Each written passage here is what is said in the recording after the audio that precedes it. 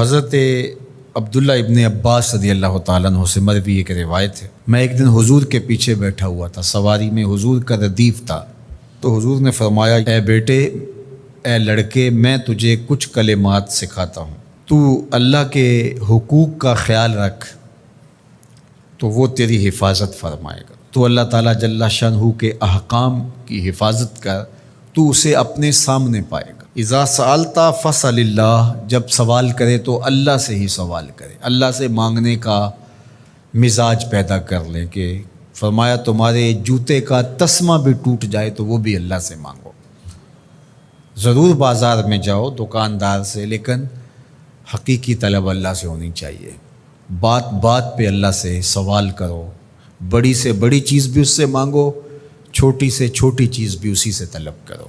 ہماری ساری ضرورتوں کا کفیل ہمارا رب، ہمارا مالک ہے۔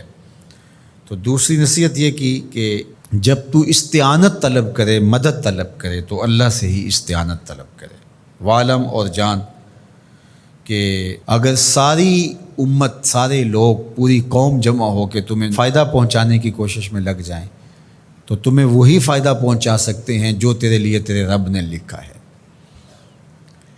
اور فرمایا وَإِنِ اجْتَمَعُوا عَلَىٰ أَن يَضُرُّوكَ بِشَيْءٍ، اور اگر تمہیں نقصان پہنچانے کے درپے ہو جائیں، لَمْ يَضُرُّوكَ إِلَّا بِشَيْءٍ قَدْ كَتَبَهُ اللَّهُ عَلَيْكَ، تو تجھے صرف وہی نقصان پہنچا سکتے ہیں جو اللہ نے تیرے لیے لکھا ہے۔ سارا زمانہ بھی مخالف ہو جائے، تیرا کچھ نہیں بگاڑ سکتا۔ ہاں، تیرے مقدر میں اگر کوئی چیز، کوئی بگاڑ لکھا ہے تو وہ ہوگا، اس کا ذریعہ وہ بن جائیں گے۔ تو اس لیے پھر اسی سے مانگو، اسی سے طلب کرو۔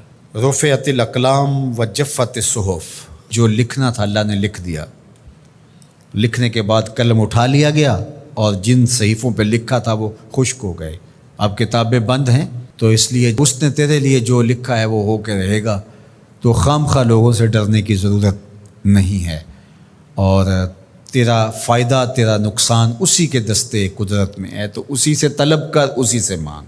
اور فرمایا تو اللہ تعالیٰ جل شانہ کو رخاء میں، خوشحالی میں یاد کر، یعرف کا فی الشدہ، وہ تجھے مشکل میں پہچانے گا۔ یعنی جو شخص خوشحالی کے دور میں اس کے پاس دولت ہے، صحت ہے، تو اللہ تعالیٰ کو فراموش نہیں کرتا، اللہ اس کی بدحالی کے زمانے میں اس کو فراموش نہیں کرتا۔ وعلم، اور جان، ان النصر مع الصبر، کہ جو مدد ہے وہ صبر کے ساتھ آتی ہے۔ وان الفرج مع الکرب، اور کشادگی جو ہے وہ مشکل کے ساتھ آتی ہے۔ وَأَنَّ مَعَ الْعُسْرِ يُسْرًا، اور سہولت جو ہے وہ مشقت برداشت کرنے کے بعد آتی ہے، تنگی کے بعد فراخی آتی ہے۔ پہلو مشکل پھر تمنا، پہلو کنڈا پھر پل، شاید مگروں پہلو مکھیاں ڈس دیاں ڈنگ والیاں۔ تو یہ سب ہوتا ہے، مشکلات، تکلیفیں، آلام، مصائب، ان سب سے گزر کر کے آسانیاں آتی ہیں۔ خود حضور کی زندگی دیکھ لیجئے، مدنی زندگی مکی زندگی کے گزرنے کے بعد، طائف کے مراحل کو طے کرنے کے بعد آتی۔ تو ہم ڈائریکٹ اگر چاہیں مکی زندگی کو اختیار کیے بغیر اور طائف کی مشکلات اور سنگلاخ راستوں سے گزرے بغیر مدنی برکتیں حاصل کرنا، تو وہ نہیں پا سکتے۔ تو یہ اللہ تعالیٰ نے ایک نظام رکھا ہوا ہے۔